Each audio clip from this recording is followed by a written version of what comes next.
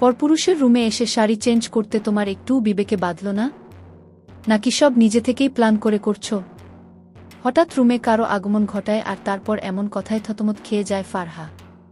মাথা তুলে সামনে তাকাতেই দেখে সামনে দাঁড়িয়ে থাকা মানুষটা তার দিকে অগ্নিদৃষ্টি নিক্ষেপ করে আছে। আশা করি প্রিয় বন্ধুরা পুরো গল্পটি খুব মনোযোগ সহকারে শুনবেন, তবে গল্পটি শুরু করার পূর্বে আপনাদের নিকট আমার একটি ছোট অনুরোধ, বন্ধুরা আমার চ্যানেলটি সাবস্ক্রাইব করে আমাদের সাথেই থাকুন।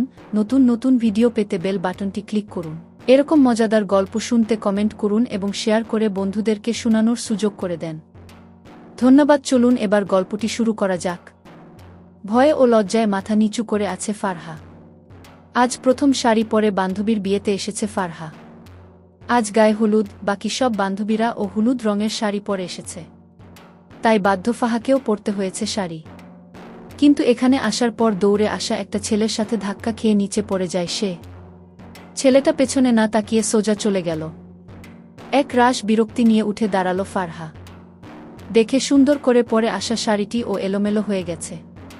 ছেলেটাকে মনে মনে গালি দিয়ে সামনে এগিয়ে গেল সে। দেখে বাকি বান্ধবীগুলো আইরিনকে নিয়ে ব্যস্ত হয়ে পড়েছে। তার দিকে তাকানোরও সময় নেই তাদের। তখনই আইরিনের মা লতা রহমান তার কাছে এগিয়ে এসে সমস্যার কথা জানতে চাইলে ফারহা খুলে বলে সব। এক হাতে শাড়িটা ধরে আন্টির সাথে হাঁটা ধরল সে। যাই হোক, আগে শাড়িটা গুছিয়ে নিতে হবে।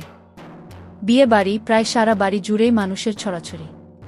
তার মাঝে একটা রুম ফাঁকা, আর তা হলো আবরার ভাইয়ের, আইরিনের বড় ভাই। তার রুমে কাউকে ঢুকতে দেয় না সে, নিজেই রুম পরিপাটি করে রাখে। এরপর কারো প্রবেশ নিষিদ্ধ। সেই সুবাদে আজও রুম ফাঁকা পড়ে আছে। তাই লতা রহমান তাকে আবরারের রুমে ঢুকিয়ে বলল, আবরার এখন বাইরে আছে, ও আসার আগেই চেঞ্জ করে নাও। ওর রুমে কেউ এসেছে তা দেখলে তুলকালাম কান ঘটিয়ে বসবে সে। নিরুপায় দৃষ্টিতে সাতপাঁচ না ভেবে রুমে ঢুকে শাড়ি ঠিক করতে লাগল ফারহা। যেহেতু এই রুমে কারো আসা নিষেধ, তাহলে একেবারে নিশ্চিন্তে থাকতে পারে সে। সবশেষে একটু ঝুঁকে শাড়ির কুচিগুলো ঠিক করছিল, তখনই আবরার রুমে আসে। আর এসব কাণ্ড দেখে এত কথা শুনিয়ে নিল ফারহাকে। চুপচাপ মাথা নিচু করে দাঁড়িয়ে আছে ফারহা। আবরারের ভয়ে হাত কাচুমাচু করছে বারবার। মানুষটাকে ভয় পাওয়ার কিছু কারণ আছে। তার চোখে সবচেয়ে রাগী মানুষের নাম হলো আবরার আহমেদ। তাছাড়া তার আরেকটা পরিচয় হলো ফারহাদের কলেজে নতুন জয়েন করেছে। জন্মের পর মনে হয় তাকে মধুর বদলে লবণ খাওয়ানো হয়েছে, তাই তার আচরণও নোনতা টাইপের। কলেজে যখন প্রথম জয়েন করে, তখন কথায় কথায় একদিন ফারহা তার বান্ধবীদের বলে ফেলেছিল তার আবরার স্যারকে ভালো লাগে। সেটাকে বাকি বান্ধবীরা টানাটানি করতে করতে আবরারের কান অবধি চলে গেল। সেদিন কলেজ ছুটির পর কোচিংয়ে সারা ক্লাস কান ধরে দাঁড় করিয়ে রেখেছিল তাকে। এই মুহূর্তে ফারহার দিকে অগ্নিদৃষ্টি নিক্ষেপ করে আছে আবরার। ফারহার নীরবতা দেখে সে আবারও রাগী গলায় বলল, এখন মুখে তালা পড়ে গেছে নাকি? এমন ভাব ধরলে মনে হচ্ছে কিছুই জানো না। মানে আমাকে আকৃষ্ট করতে আর কত নিচে নামবে তুমি? ফারহা এবার নিচের দিকে তাকিয়ে থাকা অবস্থায় বলল, আমি এসব কখনোই ভাবিনি। আমি জাস্ট বিপদে পড়ে আপনার রুমে এসেছি। আপনি যেমনটা ভাবছেন, মোটেও আমার এমন কোনো উদ্দেশ্য নেই।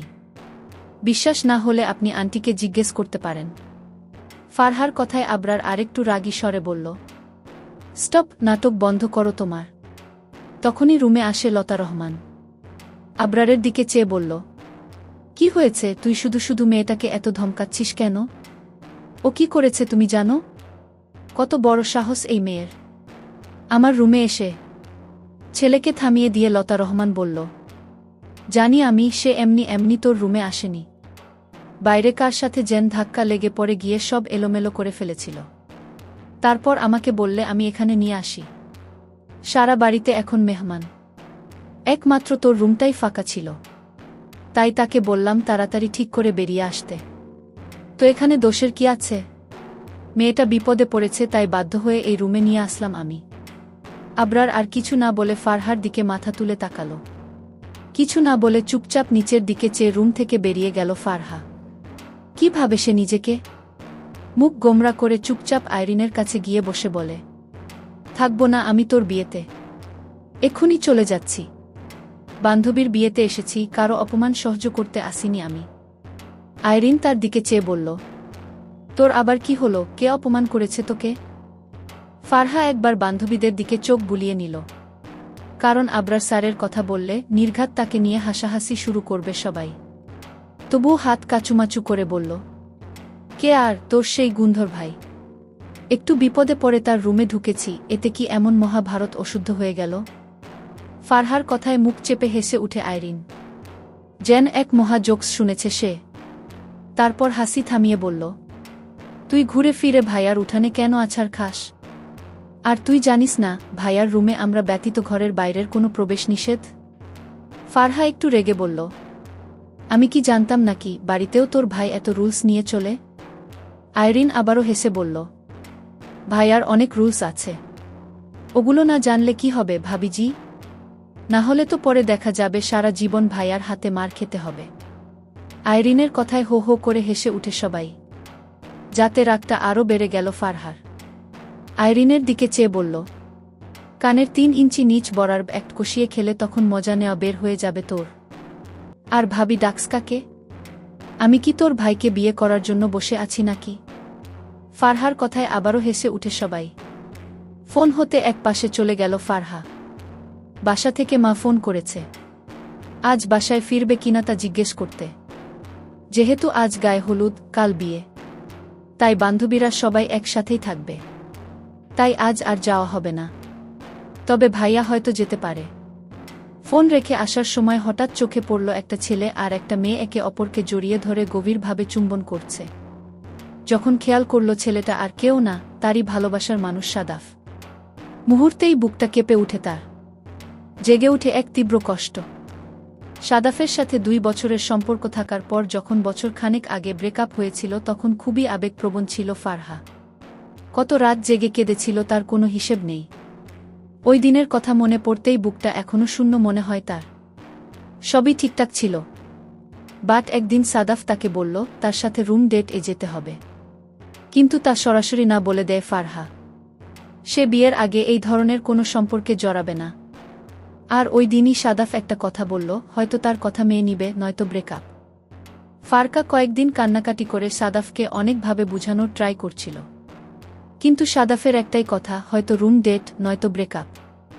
পরে অনেক কষ্টে নিজেকে শক্ত করল ফারহা। সাদাফের দেওয়া 2টা অপশন থেকে ব্রেকআপটাই বেছে নিল সে। সরে গেল সাদাফের জীবন থেকে। কিন্তু আজ 1 বছর পর হঠাৎ সাদাফকে দেখে তাও আবার এই অবস্থায়। সে নিজেও জানে না প্রাক্তনের জন্য তার কেন এত কষ্ট হচ্ছে। সে তো একটা ফ্রড, তার জন্য কষ্ট হবে কেন? চোখে জল অনুভব করতেই ওয়াশরুমে গিয়ে পানি ছিটিয়ে নেয় ফারহা। মুখ মুছে নিজেকে স্বাভাবিক করে বেরিয়ে আসে। তখনই সাথী এসে তাকে ডেকে নিয়ে গেল আইরিনকে মেহেদি পরাতে হবে। কারণ ফারহা খুব ভালো মেহেদি পরাতে পারে। আইরিনের হাতে খুব যত্ন করে মেহেদি পরিয়ে দিল সে। তখনই পাশে এসে দাঁড়ায় আবরার। আইরিনের মেহেদি পরা হাতের দিকে তাকিয়ে রইল। আইরিন একটু হেসে বলল, দাঁড়িয়ে আছো কেন ভাইয়া? আমার পাশে বসো। আইরিনের পাশে বসে আবরার মাথায় হাত বুলিয়ে বলল, খুব সুন্দর লাগছে আমার পুচকি বোনটাকে। আইরিনের হাতে মেহেদি পরানো শেষ হলে ফারহার দিকে চেয়ে আইরিন বলে, নে এবার ভাইয়াকেও আমার মতো করে সেম ডিজাইনে মেহেদি এঁকে দে। আবরার একটু ভ্রুকুচকে বলল, আমি কেন মেহেদি লাগাতে যাব? বিয়েটা তোর, আমার না। আইরিন একটু ঠোঁট ফুলিয়ে বলল, ছোটবেলা থেকে যা করেছি দুজন একসাথে করেছি না? তুমি যা করতে আমিও তাই করতাম, তুমি যা খেতে আমিও তাই খেতাম। এখন আমি মেহেদি লাগিয়েছি, তোমাকেও লাগাতে হবে। আবরার আরেকটু ভ্রুকুচকে বলল, সবই যদি ভাগ করিস তাহলে বিয়েটা একা করে নিচ্ছিস কেন? আশেপাশের বান্ধবীগুলো হেসে উঠে আবরারের কথায়। আবরার একটু লজ্জা পেল। বোনের সাথে দুষ্টুমি করতে গিয়ে নিজের বিয়ের কথাও মুখ ফসকে বেরিয়ে গেল। আশেপাশের হাস্যকর পরিবেশ দেখে রাগী দৃষ্টিতে তাকায় আবরার। মেয়েগুলো চুপ হয়ে যায়। কথা ঘুরাতে আবরার বলল, আচ্ছা ঠিক আছে, বোনের ইচ্ছে পূরণে আমিও মেহেদি লাগাতে রাজি। বলেই হাতটা একটু সামনে বাড়িয়ে দেয় আবরার। মনে মনে আইরিনের গুষ্টি উদ্ধার করে ফেলছে ফারহা। একটু আগে এত কথা শুনে এই লোকটার হাতে মেহেদি পরানোর বিন্দু মাত্র ইচ্ছে নেই তার। আর এমনিতেই লোকটাকে দেখলে ভয়ে বুকটা ধুকধুক করে। আর ওই আইরিন শাক চুন্নি কত সুন্দর বুঝিয়ে বসিয়ে দিল মেহেদি পরাতে। এত ঠেকা পড়ছে নাকি আমার?